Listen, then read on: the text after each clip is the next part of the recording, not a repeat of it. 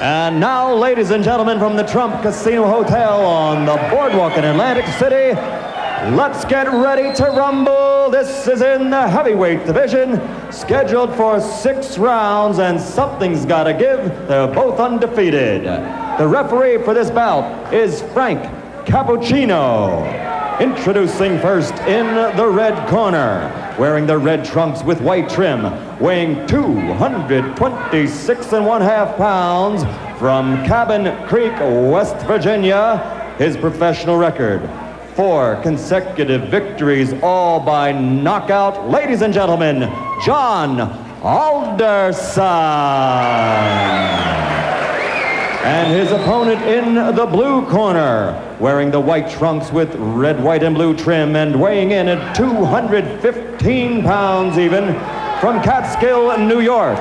His professional record: also 4 consecutive victories, all by knockout. Introducing Mike Tyson. He'll be the popular one tonight as Frank Cappuccino talks to him. I want you to understand one thing. I want a good, clean, hard fight. Any low blows, any thumbing, heeling, butting, the holding and hitting will cost you the round. And if I have to go further, I'll do that also. In the event of a knockdown, the man standing, go to the farthest neutral corner, stay there until I call him back. Okay? When I say break, I want you to protect yourself at all times, and you step back clean. Both of you understand that. Both of you touch gloves. Good luck. Well, the folks back in West Virginia may not recognize this man without his miner's hat. He's come out of the mines to fight. He won May 31st, a second-round knockout over George Mayweather. And his opponent also with a 1-round, as a matter of fact, 39-second fight against Rick Spain here in Atlantic City on June 20th. That's Tyson. Tyson in the white with the red stripe, solid red trunks. With the white stripe will be John Alderson. Alderson, a tremendous height advantage. How much will that play a factor in tonight's fight? Well, he has got to keep Tyson off him. Use the jab, the straight right hand. And Mike Tyson gets inside very effectively. It's one of the things he does. So, and he'll go to the body once he gets there. So I don't know if the height in itself will be a big edge for Alderson. Alderson said if he does get inside, look for me to tie him up. I'm not going to try to rumble with him in there. I don't blame him. So Frank Cappuccino will have a busy night tonight, and this 6-rounder may not last very long with the kind of shots there. A left hook right to the face that time of Alderson. That was a strange punch, but Tyson is so powerful. No matter how he delivers those punches, they hurt. Boy, every punch Tyson throws is meant to knock you out. Now, as he gets on against tough competition, the question is, when he comes in like this, will he get nailed with counter shots? That's really what Alderson wants to do. Tyson, you heard documented, of course, the young man fighting very well, amateur, 25-2, a boxing historian, reads book after book of boxing and watches all historic films of the greats. He's got an edge. His manager, Jimmy Jacobs, has the largest fight film collection in the world, so he can look at all those. He does look at all the former heavyweight champs, and of course, he's a long way from being that, but he's such raw talent at his age, you can't help but think about it. How much pressure and how much can a 19-year-old take putting the pressure on to be the youngest champion in the world? Well, of course, that's them talking. That's Customato and Tyson making these bold predictions, and they put pressure on themselves. Now, Tyson switches to southpaw. I haven't seen him do that before. Interesting. Lands with the lead left. Alderson is already bleeding from the nose, and I think that was from the very first left hand. Tyson, you can see almost like a bull as he just chases Alderson around the ring. Big John said he had to get off first tonight. He has got to use those long arms to his advantage. He has not been able to do so far in round 1. You know, when Tyson switches to southpaw, I think that's the clue for Alderson with that long reach and height to throw the straight right hand. I would just let that punch go. Alderson, a very good amateur record, 154-12. Took 3 years off from boxing, however. Worked in the mines in West Virginia. They started the laying off down there, and he went back into the boxing ring. And here he is at 4-0 with 4 knockouts. And already he's had a rugged first round. For Alderson, I think the key, he has got to throw that jab and follow with the straight right. Has done that only once and did land the right, although it didn't hurt Tyson.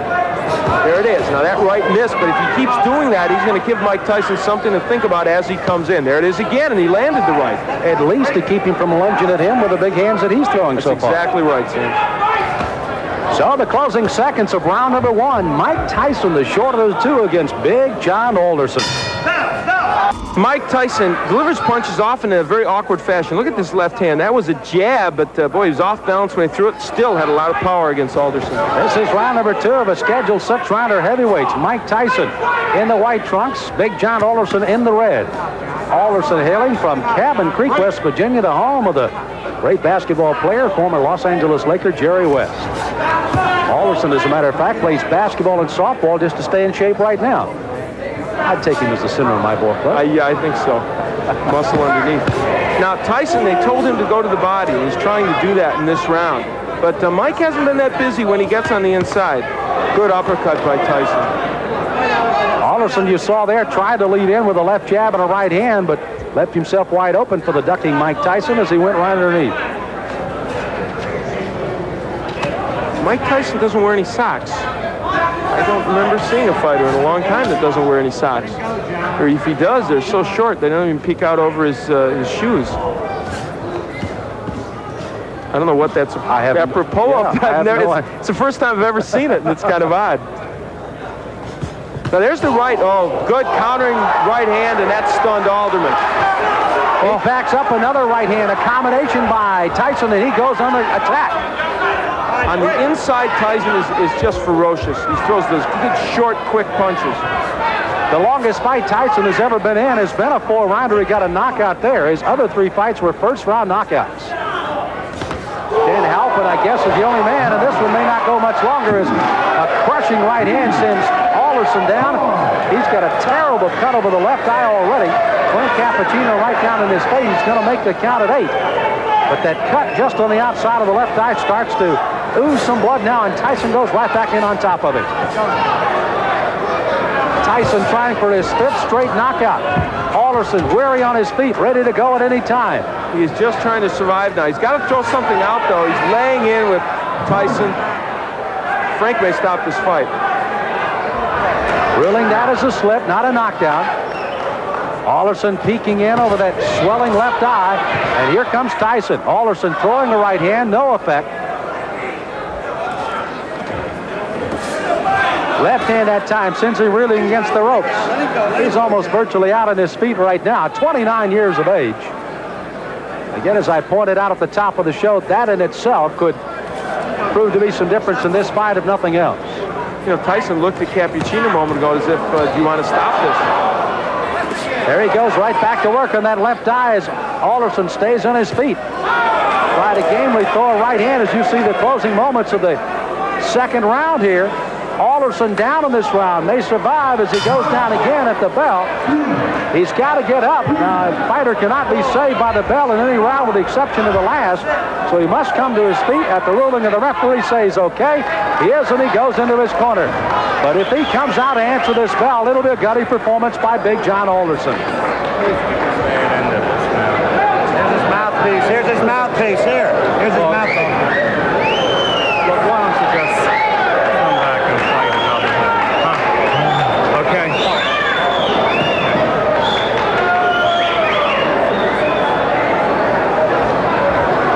So you heard the suggestion of the doctors leaning in. Why don't you just come back and fight another day? Frank Cappuccino has not given us a word yet that this one is over, but he may very shortly here. John, church is out. The fight's over. The fight is over, rather interestingly put by Frank Cappuccino, as this one ends officially a TKO in the second round by Mike Tyson. So Tyson goes 5-0 with all 5 knockouts, and it was a devastating second round that proved to be the difference. Those short right hands. Now what happened is Alderman tried to throw the right hand continually, but what happened was Tyson learned how to counter it with his own right. And there's a good straight right hand by Mike Tyson. That sent Alderson down, and that was the first knockdown, I believe. And there's a happy Mike Tyson. You know, Al, you almost, as you pointed out, Mike kept looking to Frank Cappuccino saying, hey, this guy's not in real good shape. I can go ahead and keep hitting him, but indeed he did till the end of the round. Again, Alderson down at the end of the round. He had to clear the canvas by the count, obviously beat the count. Not saved by the bell, he does, and finally the doctors lean in and say, That's it, and Frank Cappuccino calls it off at the end of 2. It was a very typical Tyson performance. However, you know what? It showed both the good and the bad at this point of Tyson, because I think it showed that a good stand-up boxer with a good jab and a good straight right hand will land against him. Whether he'll hurt him, I don't know. But as you look at that young man, for 19, you have to like the strength and aggressiveness he has. Ladies and gentlemen, referee Frank Cappuccino stops the bout at the end of the second round. The winner by technical knockout, still undefeated, 5 in a row, all by K.O. Mike Tyson. Well, Tyson, it looks like he may have just had a walk in the park rather than a fight tonight with Big John Alderson. Here at the Trump Casino Hotel in Atlantic City, got to see Mike Tyson work a little longer than he did his last fight that went only 39 seconds. Gets a second round TKO, and he visits with Al Bernstein in the ring. Al? Well, Mike Tyson, it was a performance in which you showed, I thought, the power that we know you have and the aggression, but also maybe walked into a couple more right hands than you'd like. Well, the right hands that I walked into wasn't catching me solidly. They were grazing right hands, which I'm very peculiar when the right hand comes. Excellent. The right hands are mostly never effective on catching me because I'm always slipping with them, and I'm on an angle which the points go diagonally forward. Okay, let's take a look at the last knockdown when you sent him down, and you can comment on it for us. Well, it's rolling a little bit in our monitor, but basically you really had a lot of power and you were nailing him with short punches. I was nailing with punches because I saw he was more accepted to the right hand because he was leaning on his right hand side, and he's more acceptable to the right hand. I felt a little funny. I wasn't right. I wasn't Mike Tyson that you saw earlier in the past because of the star buildup. It was a little intimidating.